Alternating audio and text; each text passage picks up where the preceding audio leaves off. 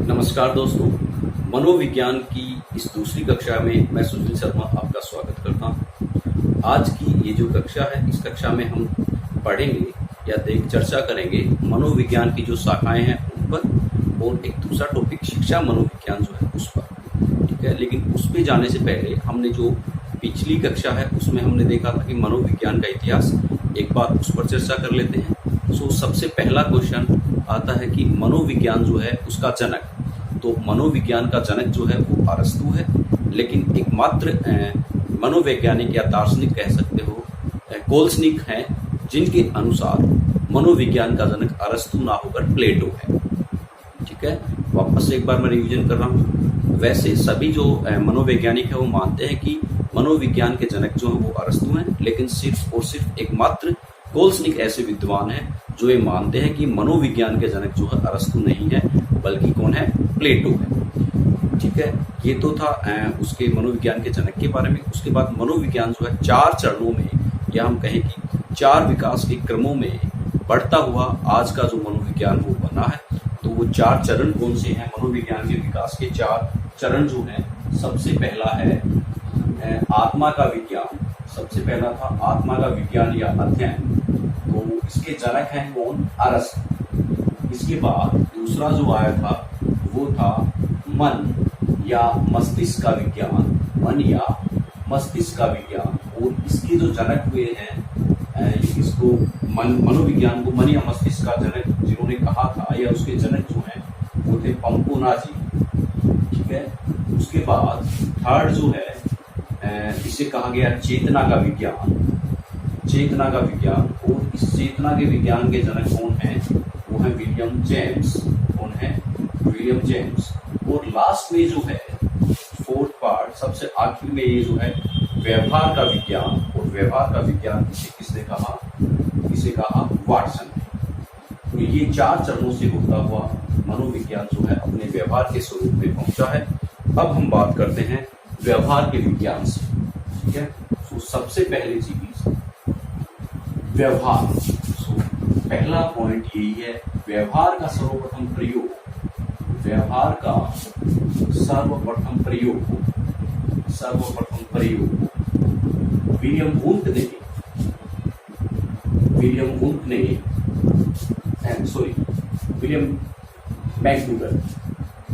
William McDougall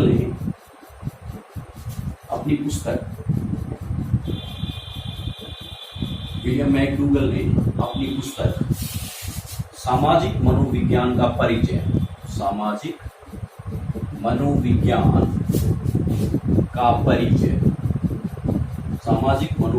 का परिचय, और ये सन 1908 में किया।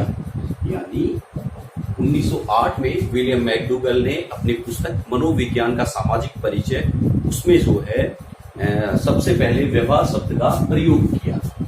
उसके बाद हम बात करें कि 1913 में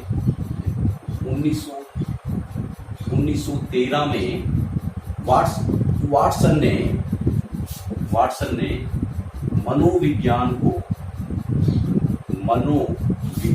को व्यवहार का सकारात्मक विज्ञान कहा। उस दिन से मनोविज्ञान जो है व्यवहार के विज्ञान के रूप में प्रचलित हुआ। व्यवहार के रूप में परिभाषित करने वाले जो मनोवैज्ञानिक हैं वो है वाटसन। इन्होंने मनोविज्ञान को जो व्यवहार के सकारात्मक विज्ञान के रूप में परिभाषित किया। व्यवहारवाद का जनक भी हम वाटसन को कहते हैं। ठीक है, एक क्वेश्चन, व्यवहारवाद का जनक कौन है, वाटसन जो है। वाटसन के बारे में कुछ 2-4 पॉइंट्स हैं जो मैं बोल देता हूं। सबसे पहला पॉइंट, वाटसन को जो है 20वीं शताब्दी का चमकता हुआ सितारा कहा गया है। वाटसन को 20वीं शताब्दी का चमकता हुआ सितारा कहा गया है। दूसरा ये, वाटसन ने ये कहा था कि आप मुझे कुछ बच्चे दो और मैं उन बच्चों को जैसा चाहूं, डॉक्टर, इंजीनियर, चोर, वकील, सामाजिक कार्यकर्ता, जैसा चाहूं वैसा मैं उनको बना सकता हूं। ये कहा था किसने, वाटसन ने। अब हम बात करते हैं जो मनोविज्ञान है उसकी परिभाषाएं, ठीक है, मनोविज्ञान की परिभाषाएं, मनोविज्ञान की परिभाषाएं। सबसे पहले तो हम बात करते हैं वाटसन ने। वाटसन ने क्या कहा? वाटसन के अनुसार मनोविज्ञान व्यवहार का सकारात्मक विज्ञान है।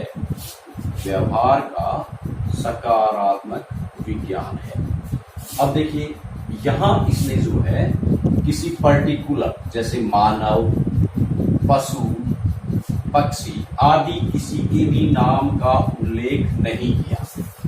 वाटसन ने जो है मनोविज्ञान की परिभाषा में मानव, पशु, पक्षी किसी भी शब्द का प्रयोग नहीं किया। उसने कहा कि मनोविज्ञान व्यवहार का सकारात्मक विज्ञान है। मीन्स ये जो मनोविज्ञान है वो मानव के व्यवहार का, पशु के व्यवहार का, पक्षी के व्यवहार का और यहाँ तक कि वनस्पतियों के व्यवहार का भी विज्ञान है। सो अगर क्वेश्चन आता है कि मनोविज्ञान के अंदर अध्ययन किया जाता है पशु, पक्षी, वनस्पति, मानव, उपरोक्त सभी, सो ये सारे के सारे जो हैं उसके मानव, पशु, पक्षी, वनस्पति सभी का अध्ययन किया जाता है, तो उपरोक्त सभी जो है वो ऑप्शन क्या होगा? सही होगा। विलियम मैकडूगल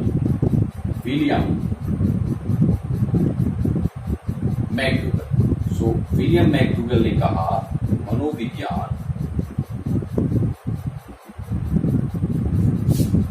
मानव आचरण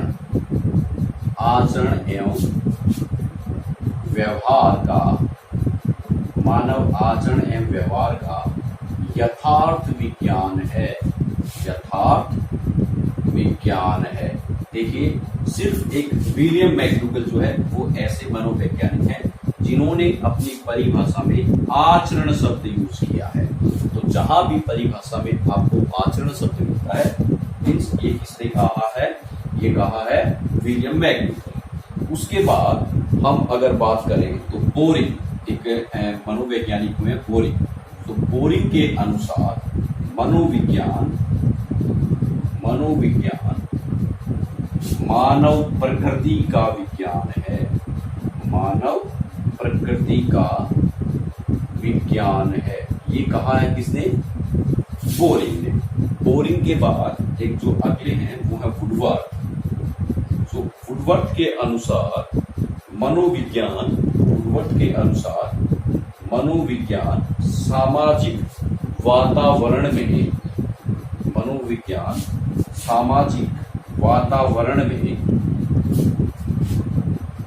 होने वाले मानव व्यवहार का विज्ञान है। मनोविज्ञान जो है वो क्या है? सामाजिक वातावरण में होने वाले मानव व्यवहार का विज्ञान, या आप यहाँ कह सकते हो अध्ययन है। ठीक है, यहाँ भी जहाँ विज्ञान आया है बाकी इन सब में हम क्या यूज में ले लें? अध्ययन।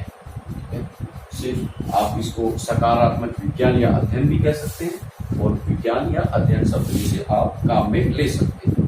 उसके बाद एक जो है मर्फी जो है, मर्फी के अनुसार देखिए वुडवर्थ की और मर्फी की परिभाषा कुछ मिलती जुलती है। तो मर्फी के अनुसार मनोविज्ञान जीवित प्राणियों का सामाजिक वातावरण के साथ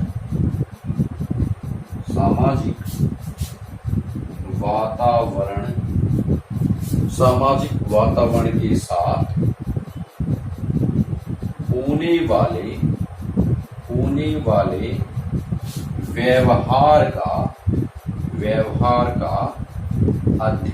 वाले व्यवहार का अध्ययन है। सो ये कुछ परिभाषाएं हैं। ये कहा मर्फी ने कहा क्या कि मनोविज्ञान जो है जीवित प्राणियों का सामाजिक वातावरण के साथ होने वाले व्यवहार का अध्ययन है। ये कुछ परिभाषाएं हैं जो विभिन्न प्रकार के यानी कई मनोवैज्ञानिकों ने जो है मनोविज्ञान को अपने तरीके से परिभाषित किया। अब देखिए जो व्यवहार है, ठीक है, व्यवहार सबसे पहली चीज, व्यवहार परिवर्तनशील एवं गतिशील है। ये एक गुण है व्यवहार में कि व्यवहार जो है वो कभी भी स्थायी नहीं होता। व्यवहार जो है समय के साथ बदलता रहता है। उसमें हो सकता है उसमें बढ़ोतरी हो या उसमें कुछ कमी हो। दूसरी चीज जो है वेरी इंपॉर्टेंट कि मनोविज्ञान जो है, देखिए मनोविज्ञान हम बात करें प्रगतिशील या मनोविज्ञान जो है विकासशील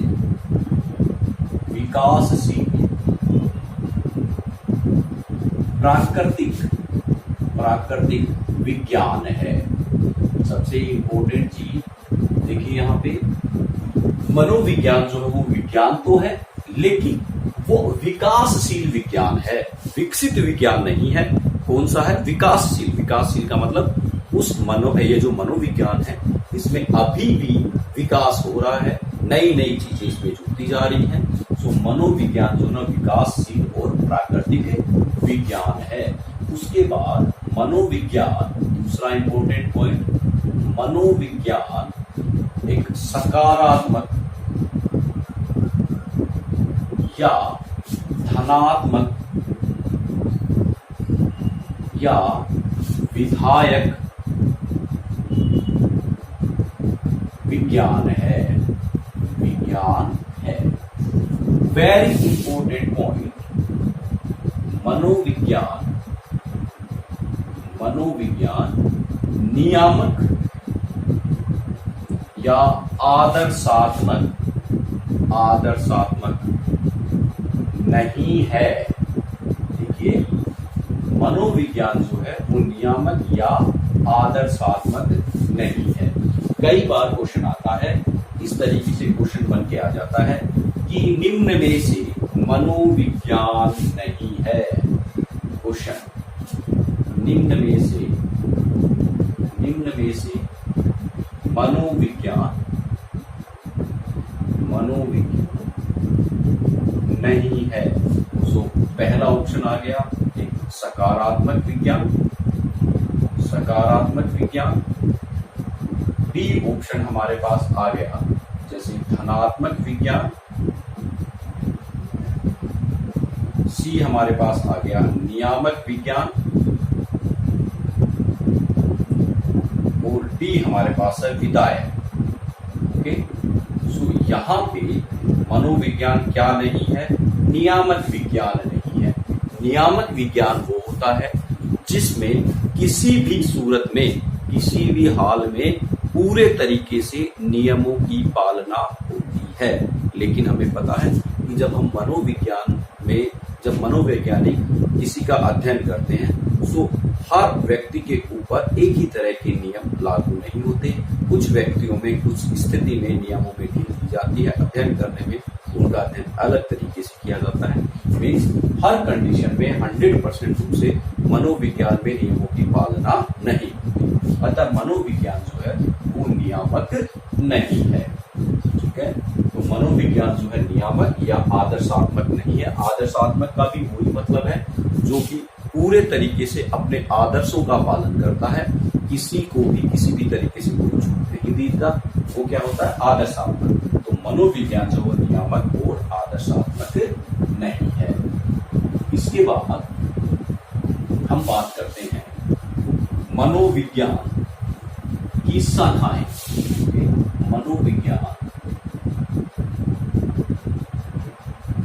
मनोविज्ञान की शाखाएं, या आप बात करेंगे प्रमुख शाखाएं। मनोविज्ञान की प्रमुख शाखाएं। वैसे तो मनोविज्ञान की जो शाखाएं हैं वो 30 से 40 के बीच में शाखाएं हैं, लेकिन यहाँ हम मुख्य रूप से जो मनोविज्ञान की मुख्य शाखाएं हैं उन पर विचार करेंगे, जिनमें से कई बार जो है क्वेश्चन हमारे एग्जाम में आता है। तो सबसे पहली हमारी है सामान्य मनोविज्ञान। सबसे पहला कौन सा है? सामान्य मनोविज्ञान। सामान्य मनोविज्ञान में सामान्य व्यक्तियों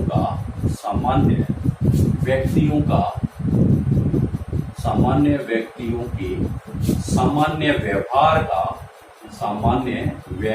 का अध्ययन करते हैं। सामान्य व्यवहार का अध्ययन करते हैं।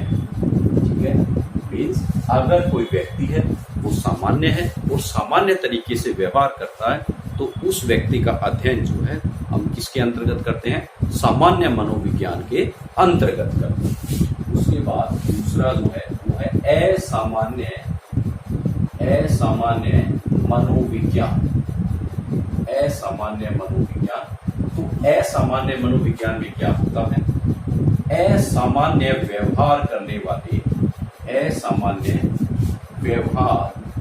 करने वाले व्यक्तियों का अध्ययन किया जाता है। व्यक्तियों का अध्ययन करते हैं, यानी कोई व्यक्ति है वो जो है बाकी अन्य व्यक्तियों की अपेक्षा कुछ अलग तरीके का असामान्य व्यवहार करता है।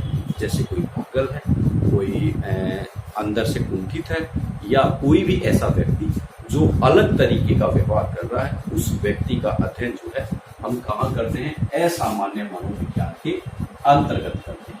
उसके बाद वेरी इंपोर्टेंट नैदानिक मनोविज्ञान। नैदानिक मनोविज्ञान। तो देखिए, नैदानिक मनोविज्ञान जो है उसका प्रारंभ असामान्य मनोविज्ञान के बाद होता है। सामान्य मनोविज्ञान के बाद नैदानिक मनोविज्ञान का अध्ययन नहीं करते। नैदानिक मनोविज्ञान है उसका अध्ययन इसके बाद प्रारंभ होता है असामान्य मनोविज्ञान के बाद। यानी जहां असामान्य मनोविज्ञान अपना कार्य खत्म करता है उसके बाद नैदानिक मनोविज्ञान का कार्य प्रारंभ होता है। नैदानिक का मतलब डायग्नोस्टिक। ठीक है, क्या कारण है उसका पता लगा। तो इसमें क्या होता है कि कोई असामान्य व्यक्ति असामान्य व्यवहार कर रहा है, तो उस असामान्य व्यवहार करने का क्या कारण है, उस कारण का पता लगाया जाता है। ये नैदानिक मनोविज्ञान में क्या होता है? असामान्य व्यवहार करने के पीछे क्या कारण है, उन कारणों का पता लगाया जाता है। उन कारणों का पता लगाया जाता है। यानी कोई भी व्यक्ति है वो असामान्य व्यवहार किस कारण से कर रहा है, उन कारणों का पता जो है हम नैदानिक मनोविज्ञान के द्वारा लगा। इसके बाद चौथा है उपचारात्मक, या इसको हम बोलते हैं सुधारात्मक। उपचारात्मक या सुधारात्मक मनोविज्ञान। ठीक है, इसमें क्या होता है? इसका कार्य जो है नैदानिक मनोविज्ञान के बाद शुरू होता है। यानी नैदानिक मनोविज्ञान में जो कारण हमें पता चला, सो नैदानिक या हम कहेंगे असामान्य व्यवहार के लिए जिम्मेदार कारणों को दूर करने का प्रयास करते हैं तथा समायोजन में वातावरण के साथ वातावरण या किसी भी प्रकार से समायोजन कह सकते हैं, तथा समायोजन में सहायता प्रदान करते हैं। ठीक है, इसके बाद जो हमारा नेक्स्ट है फिफ्थ, वो है शिक्षा मनोविज्ञान। सो ये जो है हमारा इम्पोर्टेंट टॉपिक है। इसी वीडियो में हम जो है शिक्षा मनोविज्ञान के ऊपर पूरा एक टॉपिक के रूप में अध्ययन करेंगे। लेकिन यहाँ हम एक लाइन में अगर लिखना चाहें तो शिक्षा के क्षेत्र में मनोविज्ञान के नियमों और सिद्धांतों का नियमों तथा सिद्धांतों का प्रयोग करते हैं।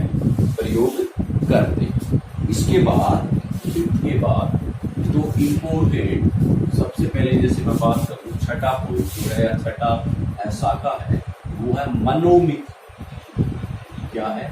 मनोमिति, मनोविज्ञान।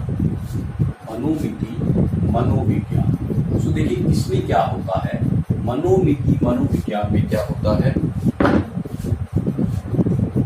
मानव व्यवहार जिस पे हम बात करें मन, मस्तिष्क चेतना, इसके अलावा संवेग, रुचि अभिरुचि, बुद्धि आदि, यानी जितने भी हम आगे पढ़ेंगे उनके मापन के लिए नियमों, सिद्धांतों, विधियों का निर्माण करते हैं। विधियों का निर्माण करना, उनको प्रयोग करने के तरीके बताना। इनको ये जो विधियां हमने बनाई हैं इन विधियों को प्रयोग करने के तरीके बताना तथा परिणामों की, जो हमें परिणाम प्राप्त हुए प्रयोग करने के बाद, तथा प्राप्त परिणामों की व्याख्या करते हैं। व्याख्या करते हैं। इसके बाद हमारा सेवंथ जो है परामनोविज्ञान। देखिए बहुत ही इंपॉर्टेंट पॉइंट है। कौन सा है? परोमनोविज्ञान। देखिए सबसे पहले परामनोविज्ञान जो है वो होता क्या है, जो ज्ञान हमें इंद्रियों से प्राप्त नहीं हो। ठीक है, कई बार क्या होता है कि मैं बात करूं आने वाली विपत्ति का पूर्वाभास होना, यानी पहले से ही पता चल जाना। कई बार क्या होता है कि हमारे रिश्तेदारों पर या कोई हम पर ऐसी विपत्ति आने वाली होती है तो हमें उसका कई बार पूर्वाभ्यास होता है। ठीक है, दूर बैठे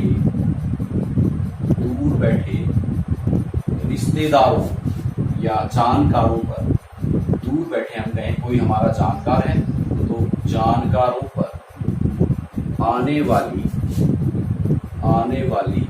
विपत्ति का आभास होना। जैसे देखिए आप कई बार पिक्चरों में देखते हो कि कहीं कोई दुर्घटना होती है तो उसी का कोई रिलेटिव जो है जो मंदिर में पूजा कर रहा होता है तो उसका अचानक से दिया जो है, जलता हुआ दिया जो है वो बुझ जाता है, या उसके मन में ऐसा कहीं अचानक से कोई डर का संवेग जो है वो उत्पन्न होता है। ठीक है, कई बार कहते हैं बड़े बूढ़े कि आज मेरा मन बड़ा विचलित हो रहा है, पता नहीं कहीं कुछ होगा क्या। ठीक है, तो इस तरीके के जो विचार हैं, या हम कहें कि पूर्वजन की याददाश्त आदि का अध्ययन किया जाता है। जैसे कई बार आप अपने गांव में आस पड़ोस में कई बार सुनते होंगे कि एक ऐसा फला जगह एक बच्चा है जो कि अपने पूर्वजन्म की बातें बता रहा है। तो ये जो बातें हैं सारी, ये हमारे दिमाग में या मन में कहाँ से आती हैं, कहाँ स्टोर रहती हैं, तो इनका अध्ययन जो है इसमें परामनोविज्ञान में करते हैं। नोट डाल के एक चीज लिख लीजिए कि भारत के अंदर राजस्थान विश्वविद्यालय है, जयपुर राजस्थान विश्वविद्यालय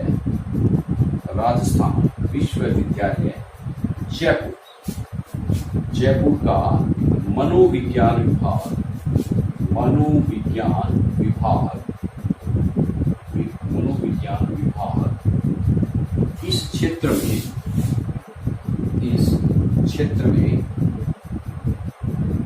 रिसर्च कर रहा है। यानी हमारे भारत में जो राजस्थान विश्वविद्यालय जयपुर है उसका मनोविज्ञान विभाग जो है इस क्षेत्र में रिसर्च कर रहा है। बहुत ही हम कह सकते हैं कि कई प्रकार से वो प्रयोग जो है इस पर कर रहा है। तो ये तो थे कुछ शिक्षा जो हमारे मनोविज्ञान है उसके कुछ महत्वपूर्ण शाखाएं। इसके अलावा और भी बहुत सी शाखाएं हैं। एक और भी इम्पोर्टेंट शाखा है, वेरी इंपॉर्टेंट, जो कि हम आगे हमारे काम में आएगी, वो है पशु मनोविज्ञान। पशु मनोविज्ञान। तो पशु मनोविज्ञान में क्या करते हैं, देखिए, पशुओं पर किए गए प्रयोगों के परिणामों का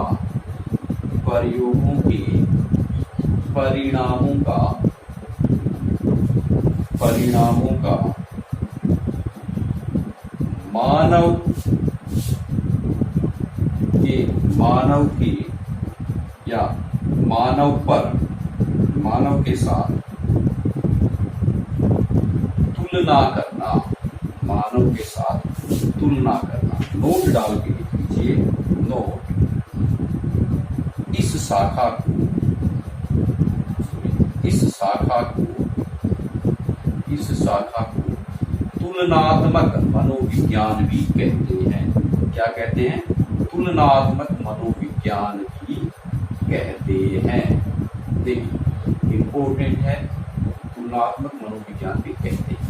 कई बार जो इसका मुख्य उपयोग जो है वो चिकित्सा के क्षेत्र में बहुत ज्यादा हो रहा है। जैसे ही हमें कोई बीमारी है, उसकी दवाई हम बात करें, उसकी दवाई बनानी है, तो सबसे पहले उस दवा का प्रयोग जो है चूहों पर किया जाता है, बंदरों पर किया जाता है। फिर उसके क्या परिणाम होते हैं, उन परिणामों की तुलना जो है मानव के साथ की जाती है।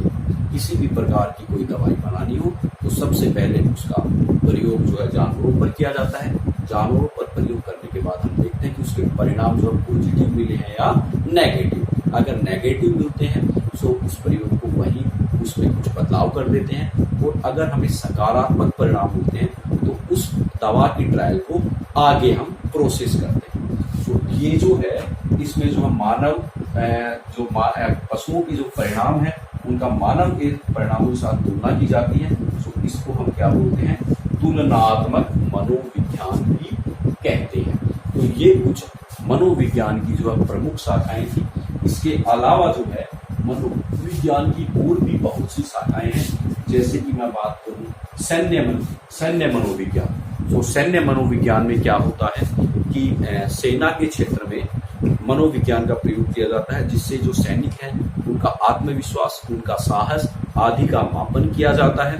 और साथ में अच्छे लीडर जो है, जैसे सैन्य अधिकारी आदि के चयन में जो है उनका प्रयोग किया जाता है। उसके बाद जैसे हम बात करें उत्पादक मनोविज्ञान, तो उसमें क्या होता है कि जो उत्पादक की बजाय आप कह सकते हो औद्योगिक मनोविज्ञान। तो उसमें क्या होता है कि जो उद्योगों के क्षेत्र में जो है जो श्रमिक हैं उनकी मनोस्थिति का अध्ययन किया जाता है, और कम से कम लागत, या हम कहें कि जो हमारे पास स्रोत जो उत्पन्न है, जो हमारे पास एसेट्स हैं, जो साधन हैं, उनका अधिकतम प्रयोग करते हुए उत्पादन को बढ़ाया जाता है। उसके बाद एक प्रबंधक मनोविज्ञान है। तो प्रबंधक मनोविज्ञान जो किसी भी संगठन में प्रयोग हो सकता है। किसी भी संगठन में उसमें काम करने वाले जो व्यक्ति हैं उनमें आपसी सहयोग बढ़ाने के लिए जो है इस तरीके का अध्ययन किया जाता है। ठीक है, तो ये कुछ इस प्रकार के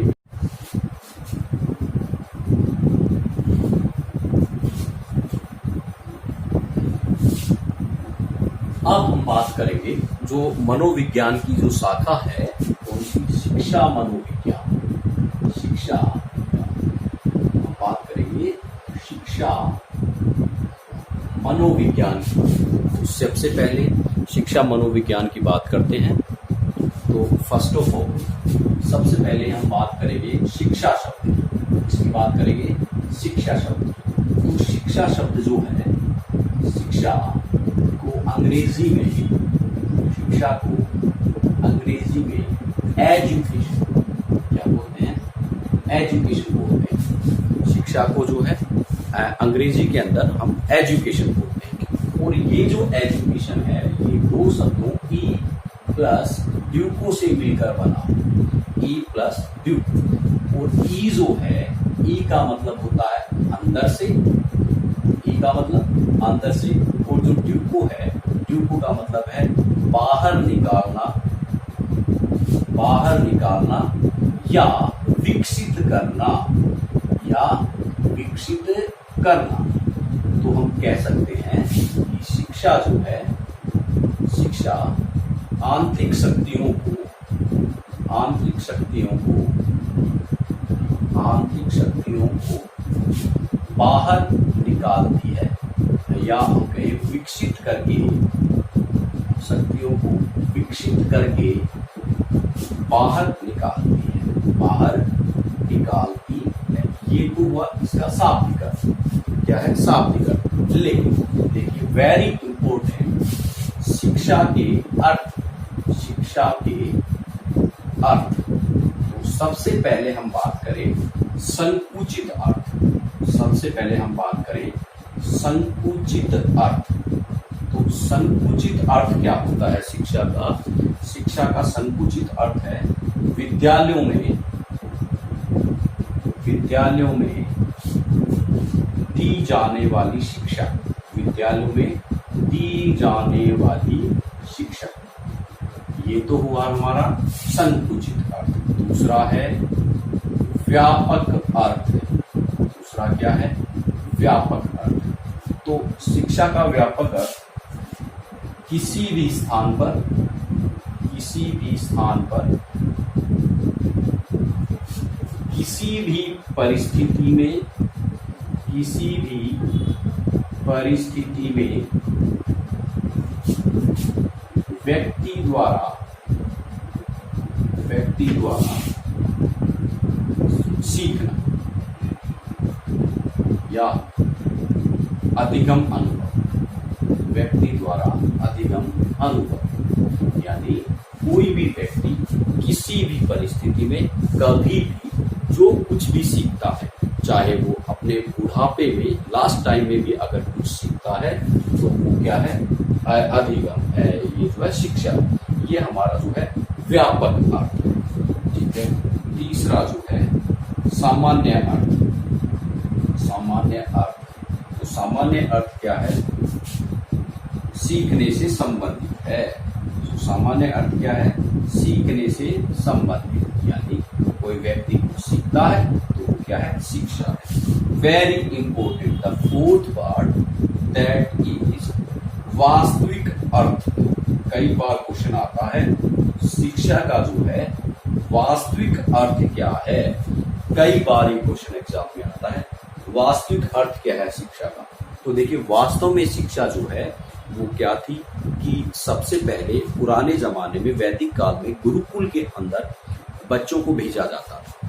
तो गुरुकुल में बच्चे, शिक्षक जो हम उनके गुरु थे, वो क्या करते थे?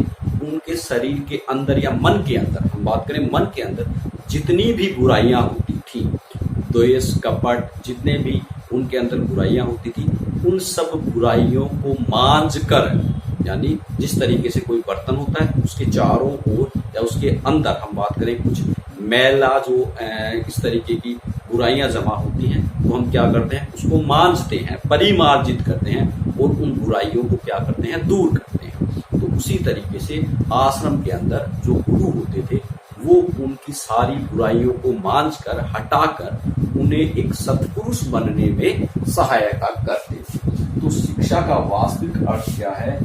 परिमार्जन या प्रकाशित करने की क्रिया, प्रकाशित करने की क्रिया, करने की क्रिया। देखिए वेरी वेरी इंपॉर्टेंट पॉइंट, परिमार्जन करना मतलब उनके अंदर जो मैल है, जो भी द्वेष कपट, मैल का मतलब उनके अंदर जो भी बुराइयां हैं, द्वेष कपट पाखंड झूठ बोलना, उन सब को दूर करके उनको एक सत्पुरुष बना, या उनके अंदर जो अंधकार रूपी अज्ञान है उस अज्ञान को दूर करके उसे प्रकाश की ओर ले जाने की क्रिया जो है वो क्या है, शिक्षा का वास्तविक अर्थ है। तो कई बार एग्जाम के अंदर क्या होता है, एक क्वेश्चन आ जाता है, जैसे कई बार एग्जाम में आया भी है क्वेश्चन, शिक्षा का वास्तविक अर्थ है। देखिए क्वेश्चन में देखिए कि वो आपसे शिक्षा का संकुचित अर्थ पूछ रहा है, व्यापक अर्थ पूछ रहा है, सामान्य अर्थ पूछ रहा है, या वो जो है शिक्षा का वास्तविक अर्थ पूछ रहा है। तो शिक्षा का वास्तविक अर्थ है, ये हमारा क्वेश्चन है पार्ट ए। विद्यालय में दी जाने वाली शिक्षा हमारा पहला ऑप्शन ये है। दूसरा ऑप्शन जो है वो है अधिगम, या हम बात करें सीखने की क्रिया। उसके बाद तीसरा जो है परिमार्जित या परिमार्जन की जगह वो लिख सकता है प्रकाशित करने की क्रिया। ओके, सो परिमार्जित करने या प्रकाशित करने की क्रिया,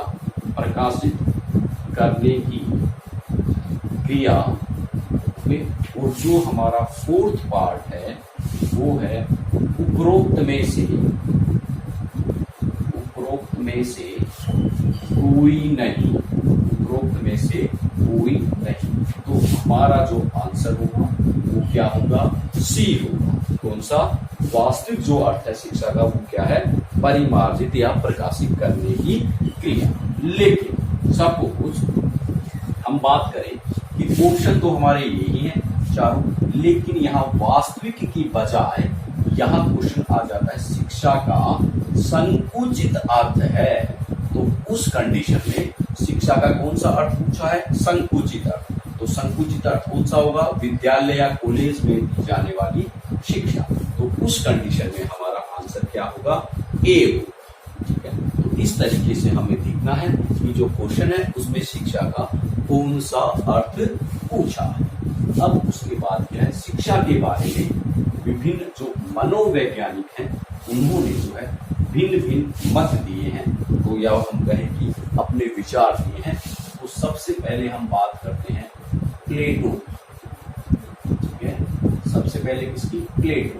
तो प्लेटो के अनुसार शिक्षा क्या है, शिक्षा मानसिक, शारीरिक या बौद्धिक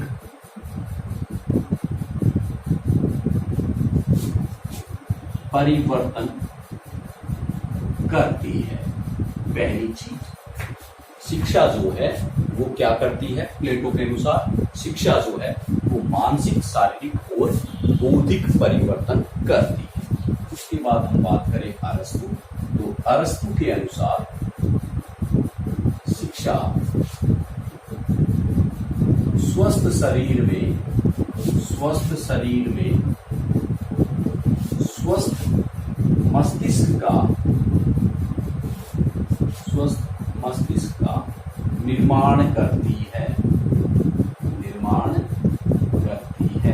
यहाँ पे आप जो प्लेटो वाली है उसमें लिख लीजिए शिक्षा जो है वो मानसिक, शारीरिक, बौद्धिक परिवर्तन मानव में, या यहाँ लिख लीजिए शिक्षा से या मनुष्य में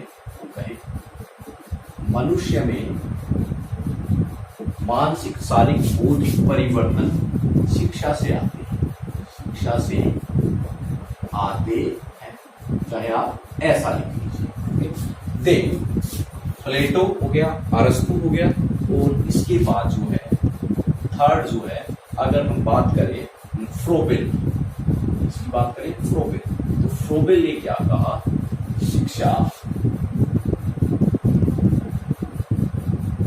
आंतरिक शक्तियों को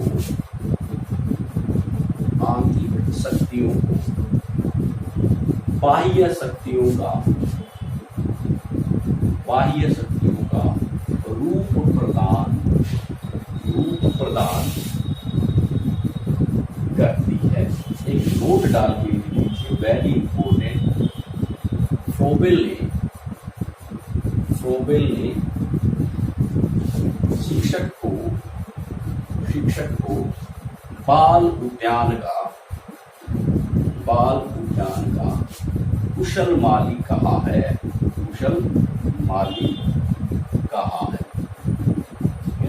तो फ्रोबेल ने क्या कहा कि जो शिक्षक है वो बाल उद्यान का कुशल माली है। उसके बाद हम बात करें जॉन लॉक। तो जॉन लॉक ने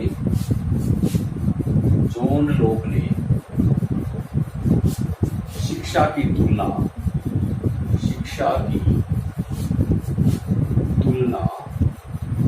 हम कहें कि कृषि से की है। जॉन लॉक ने कहा कि जिस प्रकार फसल के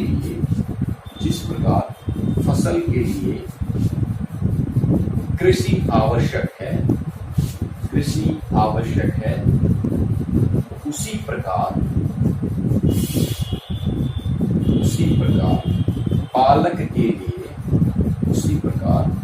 पालक के लिए शिक्षा आवश्यक है। तो देखिए, जो जॉन लॉक है उसने जो है शिक्षा की तुलना कृषि से की है, और फ्रोबेल ने जो है शिक्षक को बाल उद्यान का कुशल माली कहा है। इसके बाद जो अगला है वो हमारे पास है पेस्टोलॉजी। तो पेस्टोलॉजी के अनुसार शिक्षा बालक की जन्मजात अभियोग्यताओं का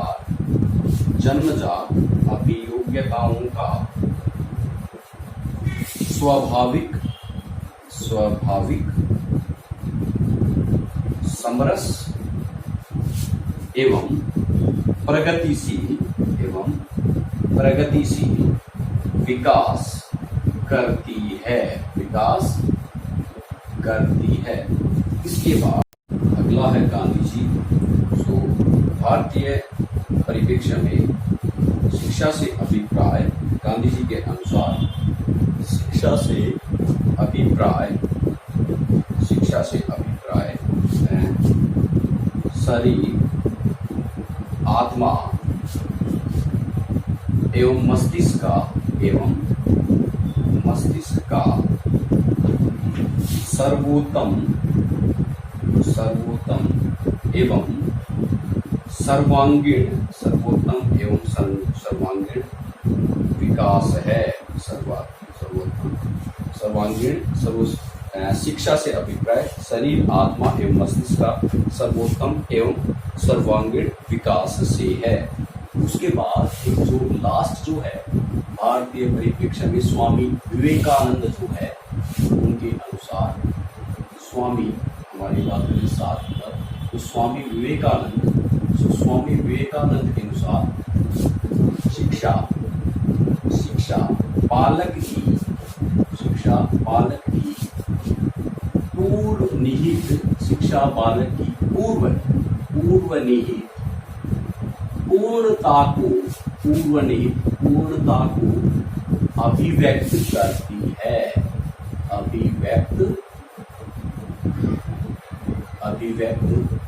करती है। तो ये तो थी हमारी शिक्षा से संबंधित कुछ परिभाषाएं। अब शिक्षा के बाद हम बात करते हैं शिक्षा मनोविज्ञान की। इसकी बात करते हैं शिक्षा मनोविज्ञान। तो देखिए, अब हम बात करते हैं जो शिक्षा मनोविज्ञान जो है, शिक्षा मनोविज्ञान दो शब्दों से मिलकर बना। पहला है शिक्षा और दूसरा है मनोविज्ञान। ठीक है। तो हम बात करें मनोविज्ञान का मतलब तो है व्यवहार का अध्ययन करना। और जो शिक्षा है वो क्या है, व्यवहार में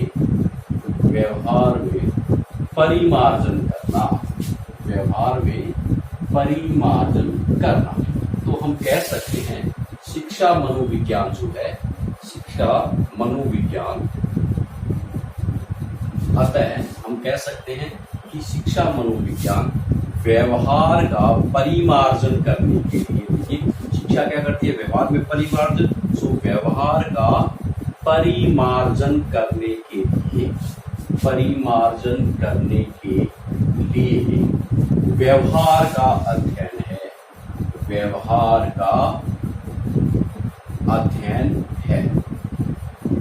तो शिक्षा मनोविज्ञान क्या है कि व्यवहार का परिमार्जन करने के लिए व्यवहार का अध्ययन करने की जो क्रिया है वो क्या है, शिक्षा मनोविज्ञान है। अब शिक्षा मनोविज्ञान के बारे में भी सबसे पहले हम बात करें कि शिक्षा मनोविज्ञान के जो जनक हैं, नोट डाल के सबसे पहले हम बात करें, सर्वप्रथम थॉर्नडाइक ने,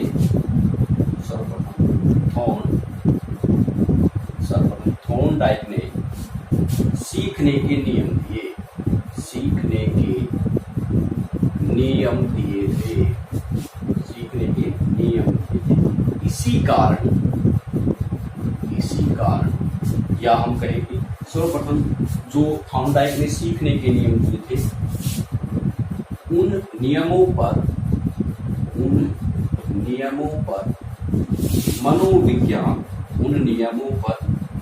मनोविज्ञान के सिद्धांतों का प्रभाव था, अतः इसी कारण थॉर्नडाइक को शिक्षा मनोविज्ञान का जनक कहते हैं, शिक्षा मनोविज्ञान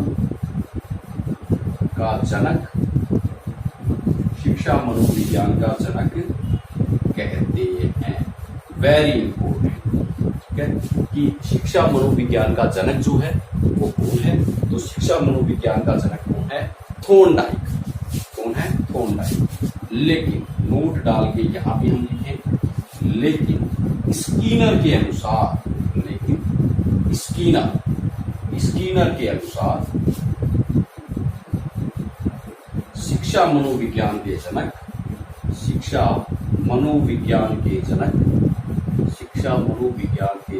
अरस्तु हैं। उन्हें सिर्फ और सिर्फ एक, ये स्कीनर जो हैं वो ऐसे मनोवैज्ञानिक हैं जो ये कहते हैं कि शिक्षा मनोविज्ञान के जनक जो हैं वो कौन है, अरस्तु। जैसे कि हमने पिछले लेक्चर में बात की थी कि जो हमारा मनोविज्ञान है, सिर्फ मनोविज्ञान, उसके जनक कौन है, अरस्तु। लेकिन पोल्सनिक एक ऐसे मनोवैज्ञानिक हैं जो ये कहते हैं कि नहीं, मनोविज्ञान के जनक कौन है, प्लेटो।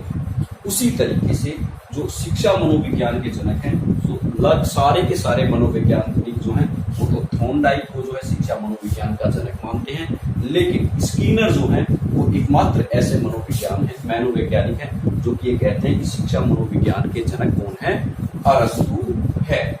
तो ये तो था हमारा शिक्षा मनोविज्ञान के बारे में थोड़ा सा परिचय। अब हम एक बात और इसमें लिखें कि जो शिक्षा मनोविज्ञान जो है उसकी शुरुआत 1900 ईस्वी में हुई थी। शिक्षा मनोविज्ञान की शुरुआत, शिक्षा मनोविज्ञान, देखिए शिक्षा मनोविज्ञान की शुरुआत 1900 में हुई थी। तब 1900 में हुई थी, लेकिन 1920 में यह स्वतंत्र विषय बना। क्या बना? स्वतंत्र विषय बना। यानी पहले तो ये जो मनोविज्ञान के रूप में ही होती थी, लेकिन फिर 1920 में जो है मनोविज्ञान की एक स्वतंत्र शाखा के रूप में ये जो है स्थापित हुई। इसके बाद सर्वप्रथम, नोट डाल के यहां भी, सर्वप्रथम जॉन डीवी ने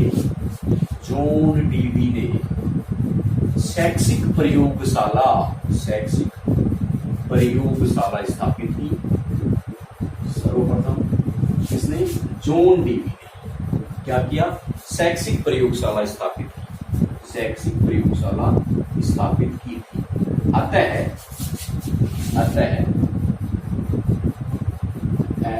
शिक्षा में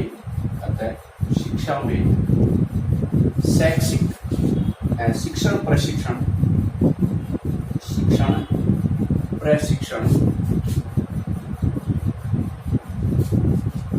शिक्षा में शिक्षण प्रशिक्षण का उपयोग सर्वप्रथम जॉन डीवी ने की। ओके, अब यहीं पे एक क्वेश्चन आ जाता है कि प्रयोगात्मक शिक्षा मनोविज्ञान के जनक, शिक्षा मनोविज्ञान के जनक। तो देखिए, अगर सिर्फ ये आता है कि शिक्षा मनोविज्ञान के जनक कौन है, तब तो इसका आंसर होगा जॉन डीवी। लेकिन क्वेश्चन आता है स्कीनर के अगर क्वेश्चन आता है कि शिक्षा मनोविज्ञान के जनक कौन है, तब तो इसका आंसर होगा थॉर्नडाइक। क्या आंसर होगा? थॉर्नडाइक। लेकिन अगर क्वेश्चन आता है कि स्कीनर के अनुसार शिक्षा मनोविज्ञान के जनक कौन है, तो इसका आंसर होगा अरस्तु। लेकिन अगर क्वेश्चन आता है कि प्रयोगात्मक शिक्षा मनोविज्ञान के जनक कौन है, तो इसका आंसर होगा कौन है? John Dewey. कौन होगा? John Dewey. अब देखिए, जो शिक्षा मनोविज्ञान के जो जनक हैं थॉर्नडाइक, उस पर नोट, थॉर्नडाइक पर प्राकृतिक विचारों वाले मनोवैज्ञानिक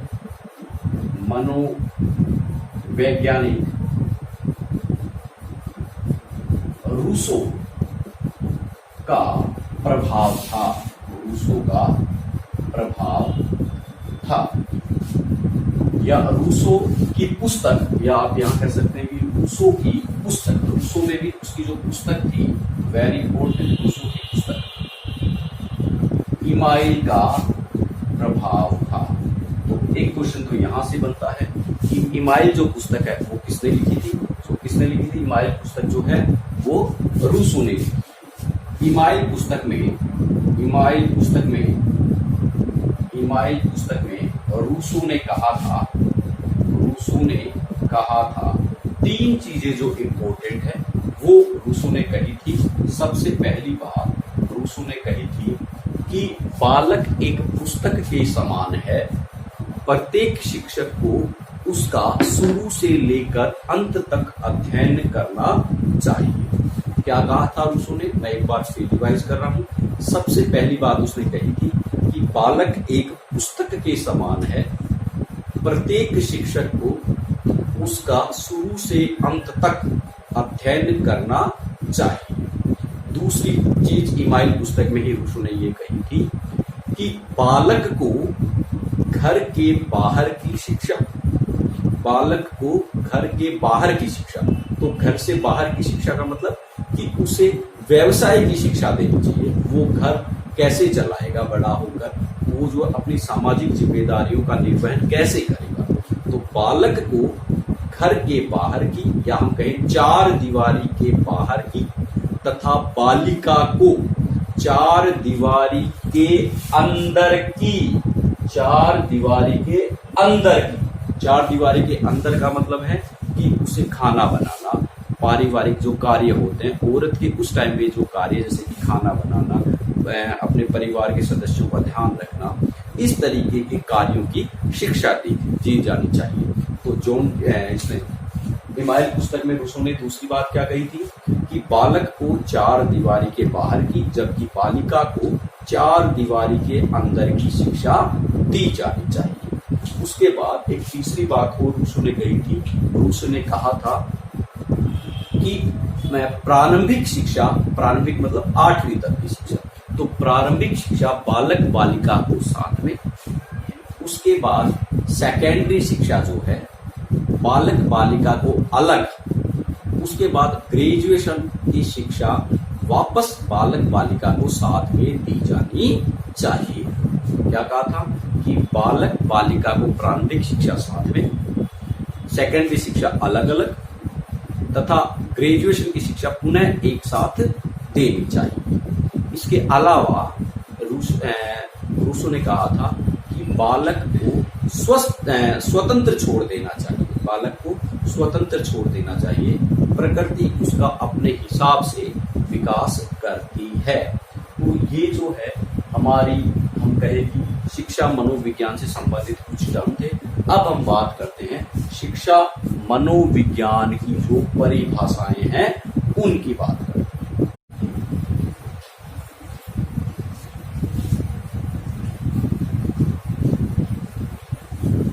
अब जो है शिक्षा मनोविज्ञान के बारे में विभिन्न मनोवैज्ञानिक जो हैं उनके बारे, तो सबसे पहले वेरी इंपॉर्टेंट, ये जो है क्वेश्चन कई बार एग्जाम में आ चुका है। तो सबसे पहला जो है वो है पील के अनुसार। सबसे पहला जो है पील के अनुसार क्या है, तो पील के अनुसार शिक्षा मनोविज्ञान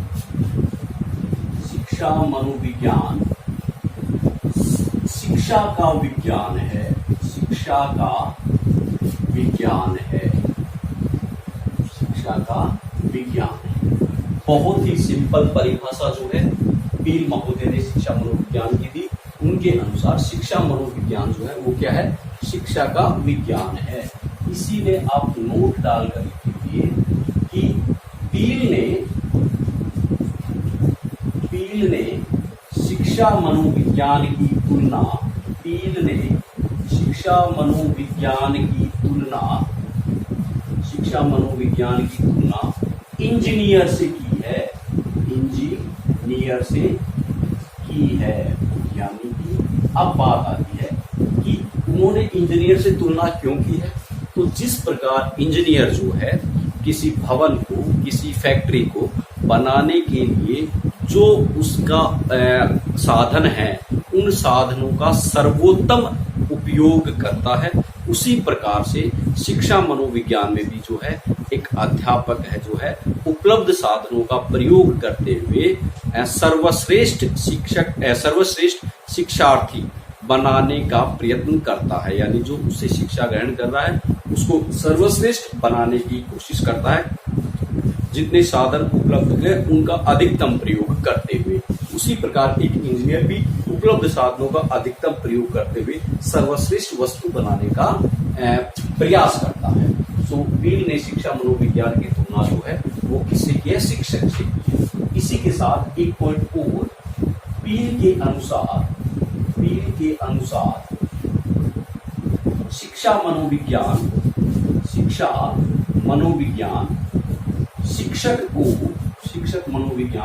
शिक्षक को उसके शिक्षार्थी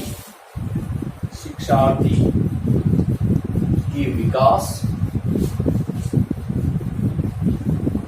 उसकी क्षमताओं की सीमा,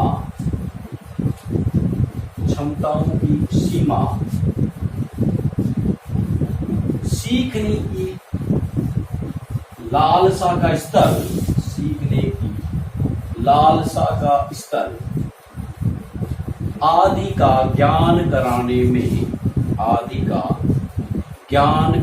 में सहायता प्रदान करता है। यानी कि कोई शिक्षक है, शिक्षा मनोविज्ञान जो है उस शिक्षक के शिक्षार्थियों का जो उनकी योग्यताएं हैं, शिक्षार्थियों में जो बालकों में उनकी योग्यताओं का क्या स्तर है, उनका शारीरिक मानसिक स्वास्थ्य संगठन कैसा है, उनका विकास किस तरीके से हुआ है, उनमें सीखने की लालसा कितनी है, इनका ज्ञान कराने में सहायक है, जिससे कि वो शिक्षक है वो अच्छे तरीके से अपने विद्यार्थियों को शिक्षा प्रदान कर सके। इसके बाद जो सेकंड है वो पोल्सनिक जो है, पोल्सनिक ये परिभाषा भी कई बार आई है। पोल्सनिक के अनुसार शिक्षा मनोविज्ञान मनोविज्ञान के नियमों तथा सिद्धांतों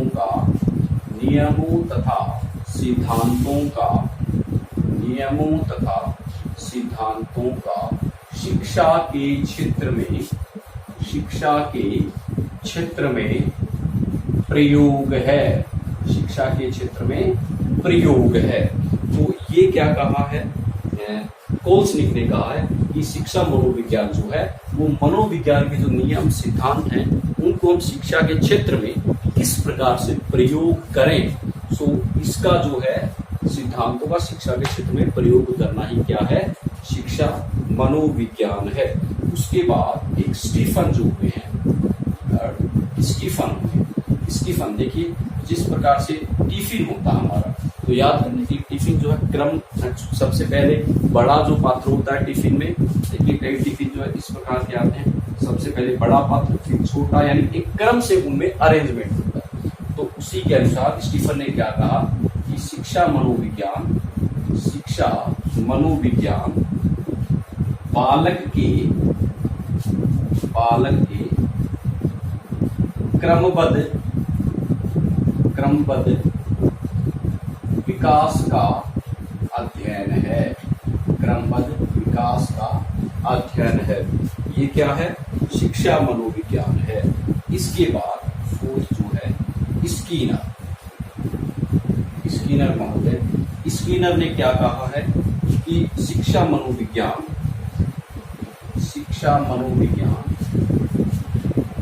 शिक्षण तथा अधिगम से संबंधित है।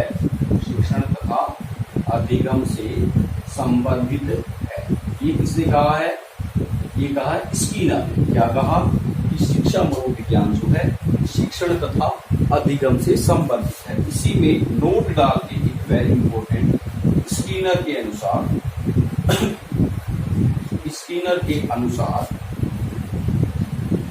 शिक्षा मनोविज्ञान शिक्षकों की तैयारी की आधारशिला है।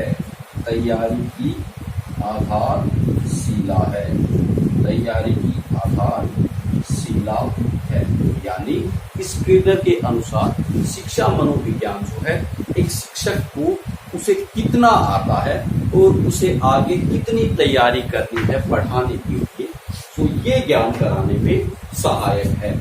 इसी के साथ एक बात और कही थी स्कीनर ने एक बात और कही थी, वो ये कही थी कि शिक्षा मनोविज्ञान जो है शिक्षक को अपनी योग्यता, शिक्षक को स्वयं की योग्यता तथा मापन करने में सहायक है। स्कीनर ने क्या कहा था कि शिक्षा मनोविज्ञान जो है शिक्षकों की तैयारी की आधारशिला है तथा शिक्षा मनोविज्ञान जो है शिक्षक को स्वयं की योग्यता तथा उसकी मापन करने में सहायक है। शिक्षक को ये पता चलता है कि मुझे कितना आता है और मुझे कितनी तैयारी अभी करनी बाकी है। इसके बाद आते हैं क्रो एंड क्रो जो है, क्रो एंड क्रो, देखिए क्रो एंड क्रो, ये जो है क्रो एंड क्रो दो मनोवैज्ञानिक थे जो कि पति पत्नी थे। एक पति था, उनका सरनेम जो भी है क्रो, तो उन्होंने क्रो एंड क्रो दो जो मनोवैज्ञानिक है, इनके अनुसार शिक्षा मनोविज्ञान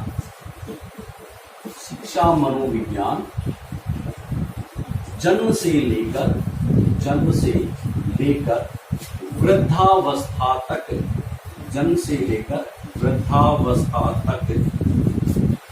क्रो के अनुसार शिक्षा मनोविज्ञान जो है वो जन्म से लेकर वृद्धावस्था तक सीखने के अनुभवों का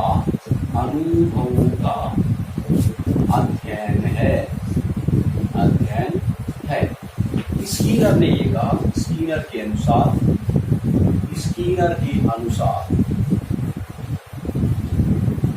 शिक्षा मनोविज्ञान, शिक्षा मनोविज्ञान, शिक्षा में क्या, क्यों और कैसे से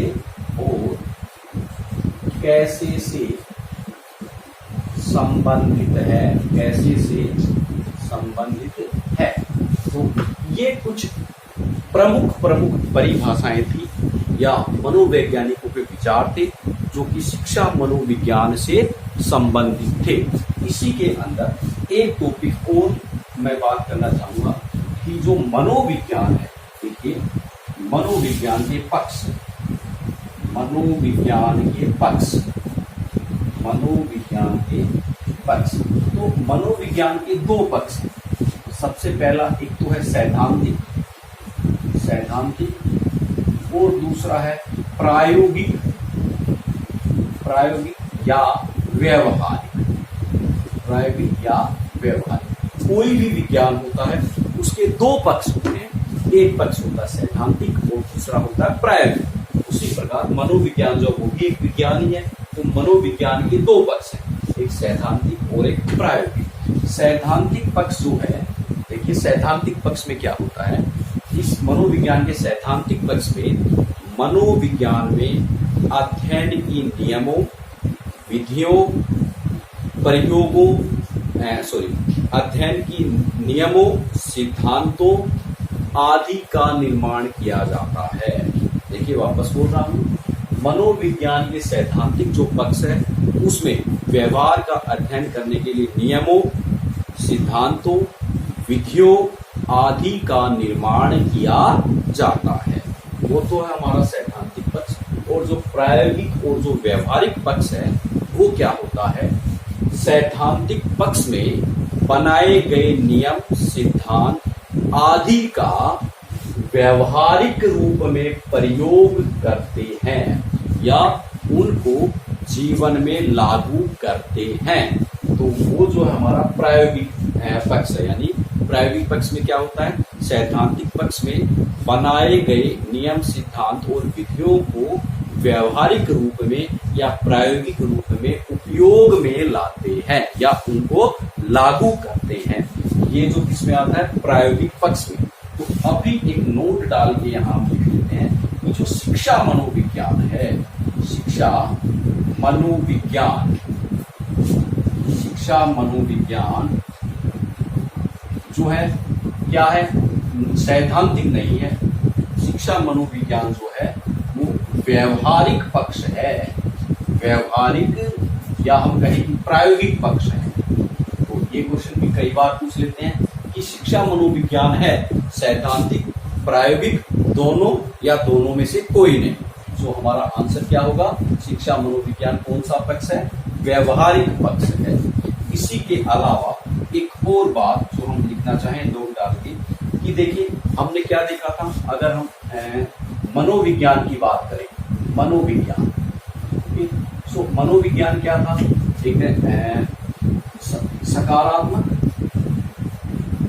अच्छा मनोविज्ञान नहीं है, मनोविज्ञान नहीं है, क्या नहीं, नियामक नहीं था, क्या नहीं है, मनोविज्ञान नहीं है, क्या नियामक। लेकिन जो हमारा शिक्षा मनोविज्ञान है, शिक्षा मनोविज्ञान नियामक,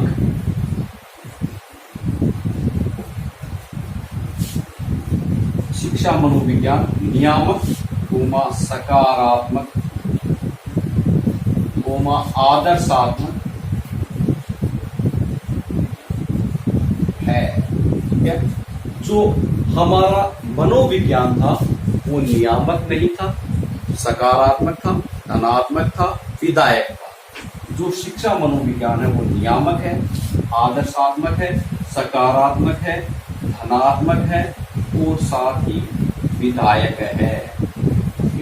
तो जो नियामक और आदर्शात्मक है, नियामक और आदर्शात्मक जो मनोविज्ञान नहीं था, शिक्षा मनोविज्ञान इनके साथ में नियामक और आदर्शात्मक भी है।